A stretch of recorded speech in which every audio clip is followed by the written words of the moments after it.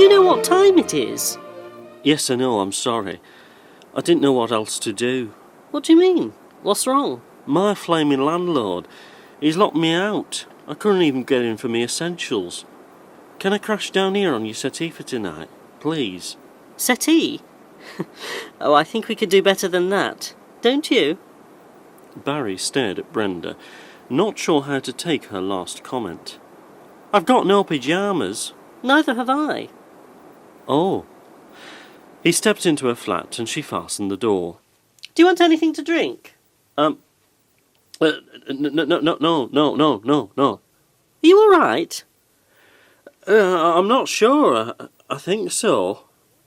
Don't look so worried. What I've got in mind is a put-you-up.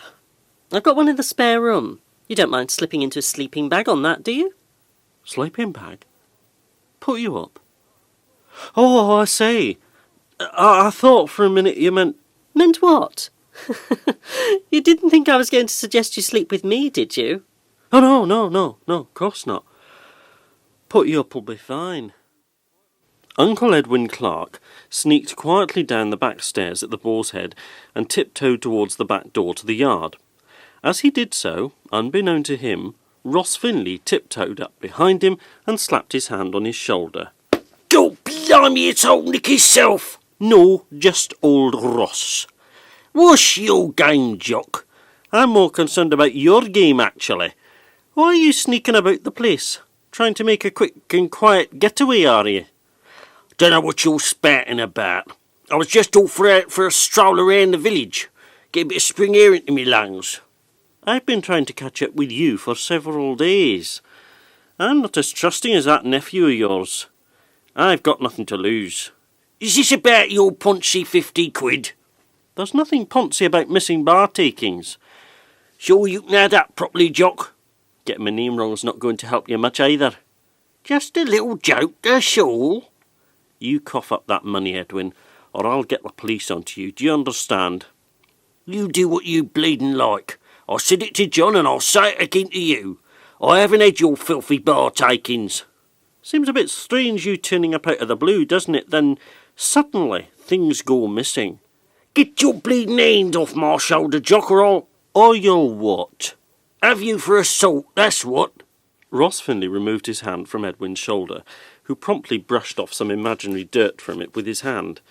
He then opened the door and carried on outside for his walk, as he called it. So what does this colitis or whatever it means do, then? Nothing, apart from make Alec's life totally unpleasant. No 2 days are the same, apparently. Poor chap. Mind you, I think if we're honest, we all thought the worst, didn't we? Big C, yes. Especially when the gastroenteritis didn't subside. That's when both Alec and I thought that maybe his condition was incurable. Is he better for taking this medication, do you think? Well, it's too early to tell, actually, Mum. Considering he's lost his job on top of everything, he's actually quite calm and bright. Oh, pass me my secateurs, will you? I've just noticed a rose tree I haven't pruned. Carol commented on her mother's gardening efforts at Swan River. The place was certainly looking very attractive. Your dad's just put in some runner bean seed down the bottom there. Oh, by the way, Mum, you haven't seen any kids playing around in the grounds of ACREBURY House recently, have you? Well, no, but your Aunt Carrie said Noel and about 3 other young lads had been seen climbing over the wall from the garden. Garden? Perhaps I should say wilderness. That used to be such a lovely house at one time. It's ever so derelict and overgrown now, though. Betty continued to prune the remaining rose bush. Let's see, nobody's lived there since Bill Godfrey died, have they? Well, I don't think he had anybody to leave it to be honest. He was never married. Always a bit of a recluse, too. Well, if I find that Noel has been getting up to mischief down there, he'll get the rough edge of my tongue. Miss Jessel told me the other day she'd seen him there, too. So it must be right. Barry Dixon made his way back to ACREBURY from the Gazette office in Carthampton. He'd tried without success to go back to his flat, but the landlord had changed the locks, and it was clear that the man was being difficult about Barry moving out and refusing to pay him an extra month's rent in lieu of notice. Barry warily made his way to Brenda's flat. He hadn't asked her if he could crash down on her put-you-up again. His misunderstanding of her suggestion that a better sleeping place than her settee could be arranged set him thinking that his relationship with her may not be exactly what he thought it might be. He rang her bell and she opened the door and gestured him in with a theatrical wave of her right arm towards the inside. I was expecting you. Were you? Can I kip here again? Brenda closed the door and they went through to a living room cum work studio. Of course. I'd be extremely offended if you didn't. He took off his jacket and loosened his silk tie.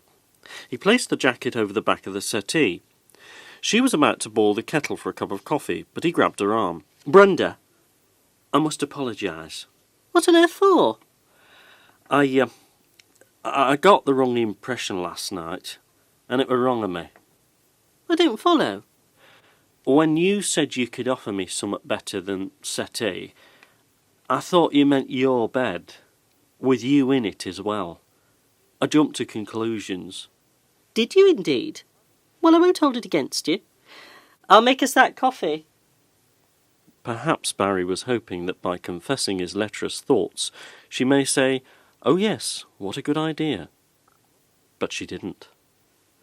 Ross Finlay had just finished serving Major Harcourt in the bar of the Boar's Head. The Major had asked if anything had been seen of Fred Partridge, but Ross told him that Fred hadn't been in as far as he was aware for several days. After Harcourt picked up his drinks and went to his seat in the bay window, John Clark came through from the back. He looked concerned. "Ross, I want a word. Come out the back a minute, will you?" "What's the matter?" John led the way towards the hallway in the private part of the pub. "What did you say to upset Uncle Edwin?" "To upset the old rogue. I told him to return the money he'd taken, that's all." "Have you got definite proof that he did take it?"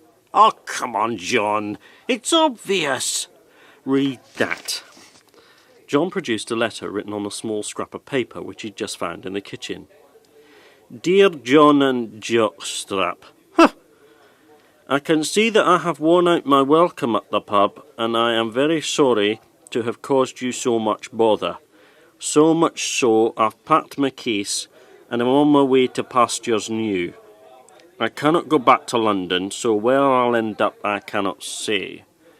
But I'm out of your hair now. I hope you'll find the 50 quid nicker. Honestly, despite what you both think, it wasn't me what took it. Perhaps we'll meet again some day, if I survive the elements. Yours, Uncle Edwin Clark." So there. He's gone. We've driven him out. And I'll tell you, Ross, I don't feel proud of it, neither.